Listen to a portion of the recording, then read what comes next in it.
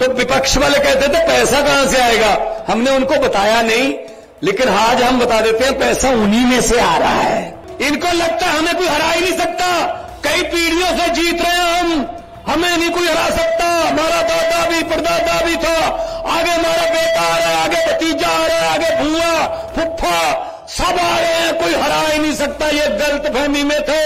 कल जुमलों की फैक्ट्रियों में बहुत तेजी से जुमले बन रहे हैं, बड़ी जल्दी लोकसभा चुनाव में आपके सामने जुमले आएंगे। 15 लाख की रकम लिखता हूं तो कलम रुक जाती है, काले धन के बारे में सोचता हूं तो स्याही सूख जाती है। मोदी जी हर बात ही जुमला निकली, अब तो ये भी शक है क्या चाय बनानी आती है। एक छोटा बच्चा था गुजरात में एक स्टेशन पर रेलगाड़ी में चाय बेचता था, गुजरात के एक स्टेशन पर रेलगाड़ियों में चाय बेचता था, बड़ा होकर उस बीच में रेलगाड़ी ही बेच दी कि हम वो पत्ते नहीं जो शाख से टूटकर गिर जाएं, हम वो पत्ते नहीं जो शाख से टूटकर गिर जाएं, बीजेपी की आंधियों को बोल दो औकात में रहें। दिल्ली के मुख्यमंत्री और आम आदमी पार्टी के संयोजक श्री अरविंद केजरीवाल जी जो आज अपनी ही धरती पर आए हैं, क्योंकि हरियाणा का लाल केजरीवाल जो इस धरती से उठ के पढ़ाई लिखाई करके बड़े अफसर बन गए थे, बहुत बड़े अफसर बन गए थे, IRS ऑफिसर बन गए थे, इनकम टैक्स के कमिश्नर बन गए थे। भाई साहब कहा जाता है कि इनकम टैक्स के दफ्तर का तो चपरासी नहीं मान होता, ये तो कमिश्नर थे, चाहते तो ये भी बोरियां भर के नोट कमा सकते थे, लेकिन इन्होंने अपने लिए पैसा कमाना जरूरी नहीं समझा। जो नेता और अफसर लोग आपका पैसा लूटते हैं उसको बचाना जरूरी समझा इन्होंने। तो इन्होंने इस्तीफा दिया, राजनीति में आए, पता नहीं क्या होगा। बड़ी बड़ी पार्टियां थी, कोई पैसा नहीं था पार्टी के पास, कोई संगठन नहीं था, जिसको कहते हैं अंधेरे में तीर चला दिया।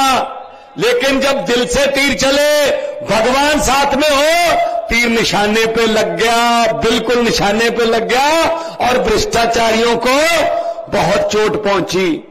दिल्ली के मुख्यमंत्री बने, दोबारा दिल्ली में 15 में चुनाव हुए, 70 में से 67 दिल्ली के दोबारा मुख्यमंत्री बने।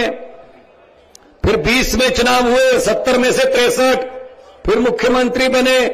धीरे धीरे उनके कामों की गूंज पंजाब पहुंचने लगी, तो 2022 के मार्च में रिजल्ट आए, 117 में से 92 सीटें आई पंजाब में। ये बिल्कुल आपके बगल में पंजाब है।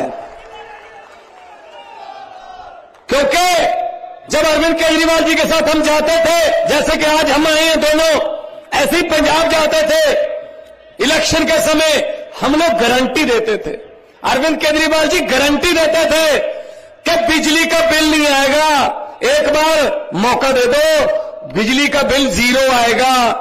देखो गारंटी थी, तो विपक्ष वाले कहते थे पैसा कहां से आएगा, हमने उनको बताया नहीं, लेकिन आज हम बता देते हैं पैसा उन्हीं में से आ रहा है, क्योंकि उन्होंने बहुत लूटा हुआ है, बहुत कमाया हुआ है। हमने वो लीकेज बंद कर दी, पैसा खजाने में आ रहा है। 90% पंजाबियों को बिजली का बिल 0 आ रहा है। ये आपके सामने 1 लाख बिल पड़े हैं, ये देख लो।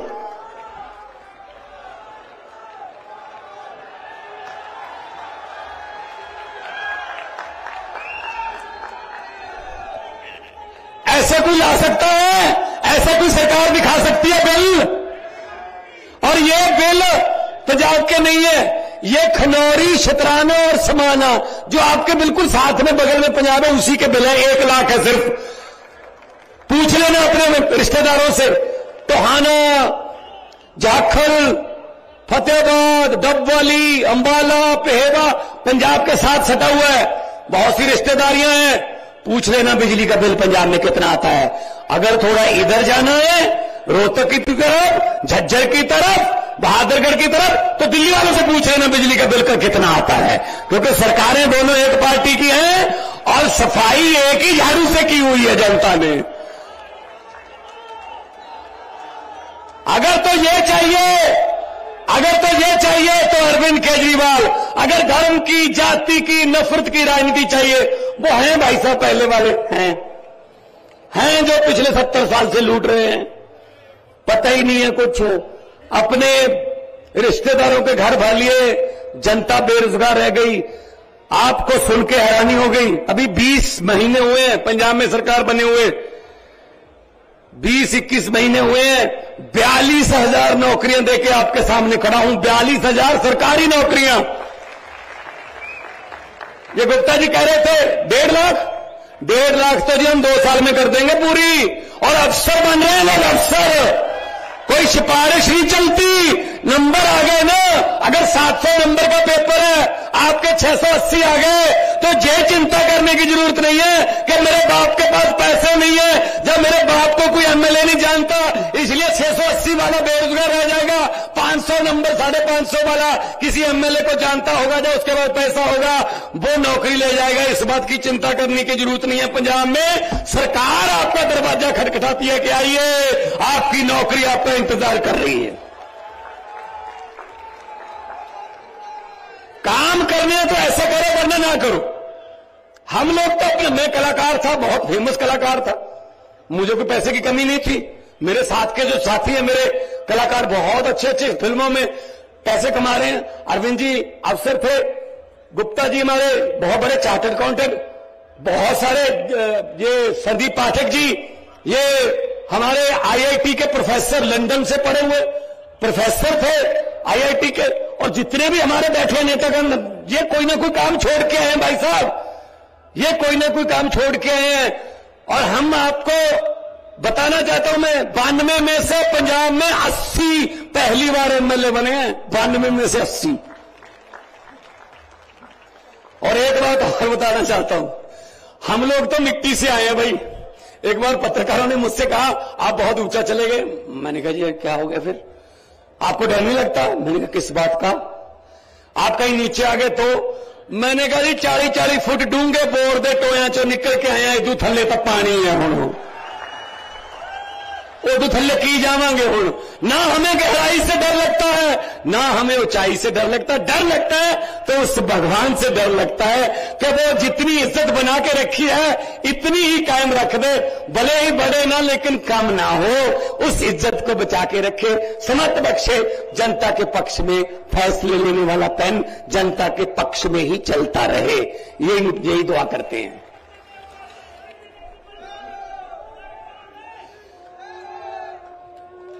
एक बार जोरदार तालियां, जो आपका प्यार मिल रहा है। ये आम आदमी पार्टी जिंदाबाद है। ये क्या समझते हैं अपने आप को? इनको लगता है हमें कोई हरा ही नहीं सकता, कई पीढ़ियों से जीत रहे हैं हम, हमें नहीं कोई हरा सकता। हमारा दादा भी परदादा भी था, आगे हमारा बेटा आ रहा है, आगे भतीजा आ रहा है, आगे भूआ फुफ्फा सब आ रहे हैं, कोई हरा ही नहीं सकता। ये गलत फहमी में थे। जरा बॉर्डर पार करके पंजाब में पूछ लेना, ये बादल गांव पास में ही पड़ता है डब्बाली के, पूछ लेना, पूरे का पूरा परिवार हार गया भाई साहब। जनता है, जनता, ये पब्लिक है, सब जानती है। जनता जब चाहे आदमी अर्श पर, और आज ऊपर जाके अर्श पर जाके हंकार करे तो जनता कहती है आजा बेटा फर्श पर। बड़े बड़े उतारे हैं भाई, बड़े बड़े उतारे हैं। जनता से डर लगता है और डरना भी चाहिए। तो इसीलिए आपके पास आए हैं, झाड़ू उठाइए। इनसे कोई उम्मीद मत रखिए कि ये बिल ऐसे दिखा देंगे। मैं तो कहता हूं संदीप जी, एक ट्रक भर के भेज दिया करूंगा हर हफ्ते। ऐसे बिल तो हमारे 40 लाख घरों को तो आते हैं, ये तो 1 लाख ही भेजा मैंने। आप ट्रक लेके इन बिलों को भी रख लेना, लोगों को दिखा देना, क्योंकि ये बिल तो हमें चाहिए नहीं। कौन सा भरना है? जीरो ही है। ये कौन सा डुप्लीकेट निकालना पड़ेगा कि बिजली के कनेक्शन काट जाएंगे? जीरो है। ये किसने सिखाया? अरविंद केजरीवाल ने, क्योंकि उन्होंने दिल्ली में करके दिखाया। फिर उस बात को, उस सोच को हमने अपनाया तो कामयाब।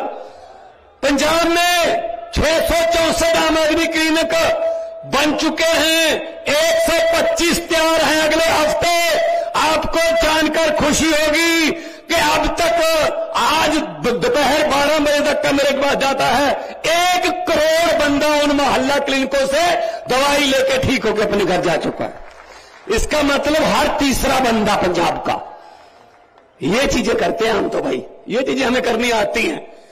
हम वो वाला नहीं करते, इसको उससे लड़ा दो, उसको इससे भिड़ा दो, कभी इससे गठबंधन, कभी उसके एमएलए खरीद लो, कभी उसका ये काम नहीं करते भाई साहब। ये तो जुमले सुनाने वाले तो और हैं। आजकल जुमलों की फैक्ट्रियों में बहुत तेजी से जुमले बन रहे हैं।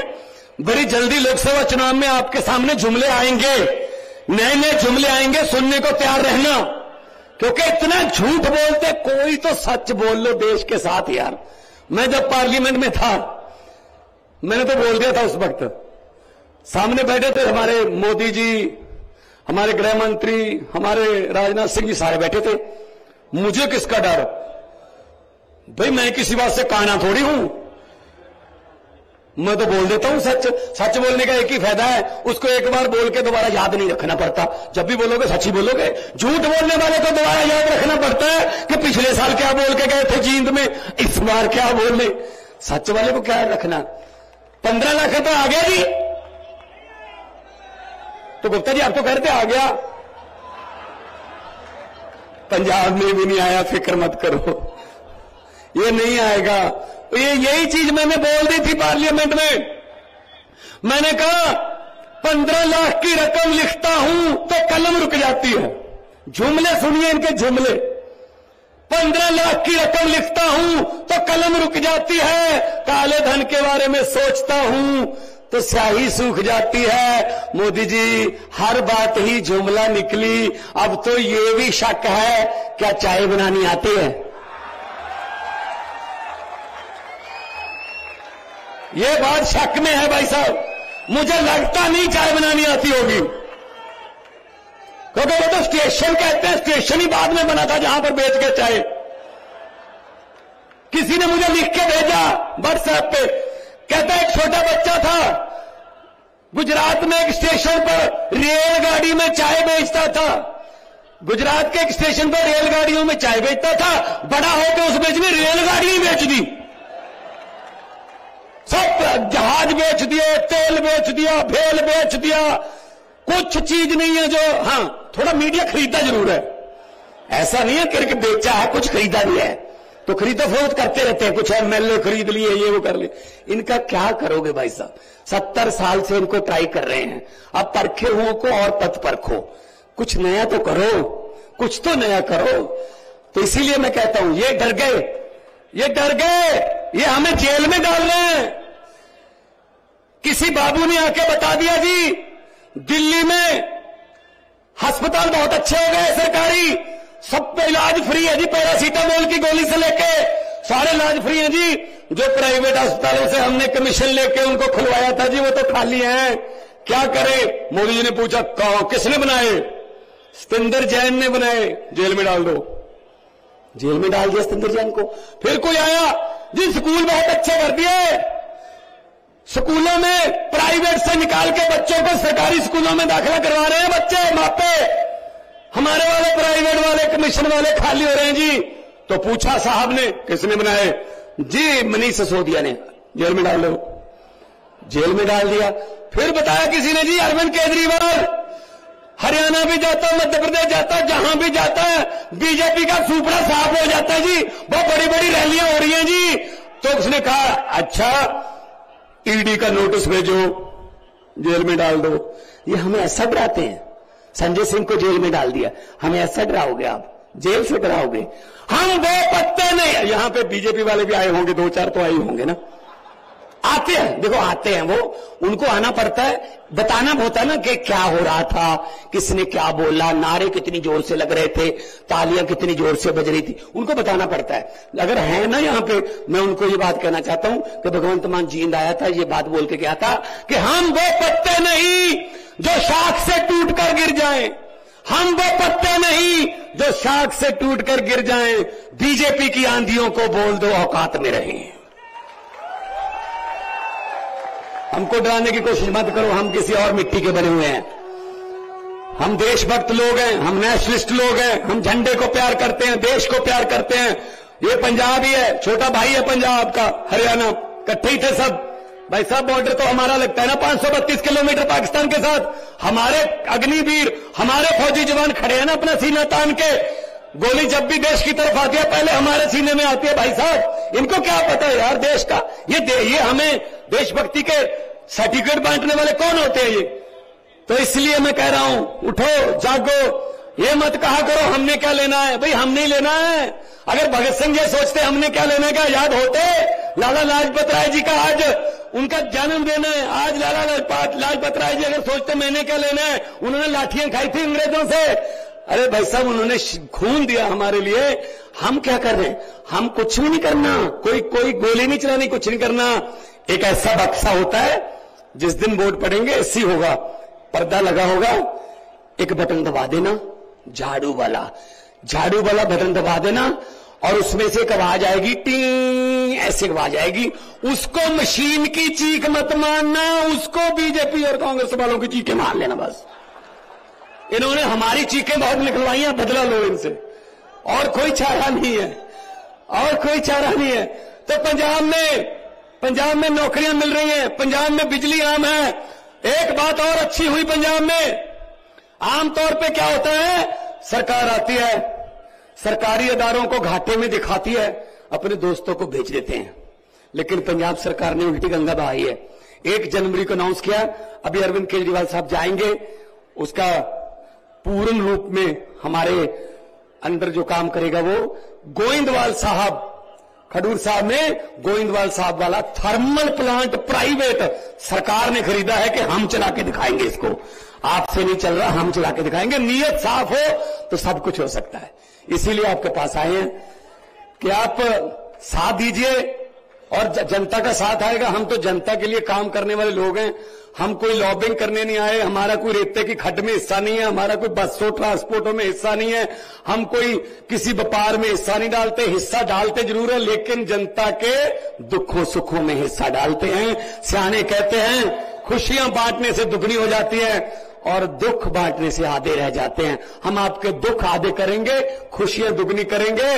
और इतना प्यार आप लोगों ने दिया, दिल से ये बात निकल रही है कि अक्सर लोगों को कहते सुना है जिंदा रहे तो फिर मिलेंगे, लेकिन इस पंजाबी दिल ने कहा है मिलते रहे तो जिंदा रहेंगे। मैं तो आता जाता ही रहूंगा।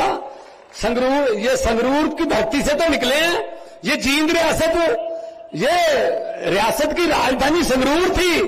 पेप्सू के समय बुजुर्ग पुराने बैठे हुए याद होगा। तो आपसे आग्रह है, दोनों हाथ ऊपर उठा के ऐसे नारे लगाओ कि इधर तो चलो अपना ही राज है, इधर दिल्ली में उनका है ऊपर वाला राज, वहां तक आवाज पहुंचे और उनके दीवारों के और उनकी खिड़कियों के जो शीशे हैं ना वो थोड़ा कांपने लगे कि हाँ यार आज जींद में कुछ हो रहा है। दोनों हाथ ऊपर उठा के इनकलाब, थोड़ा सा और कर दो, रोहतक तो टपाओ ना। इनकलाब, भारत माता की वंदे, बोले सोनिहाल। बहुत बहुत धन्यवाद, बहुत बहुत मेहरबानी, इतने प्यार सत्कार से सुना।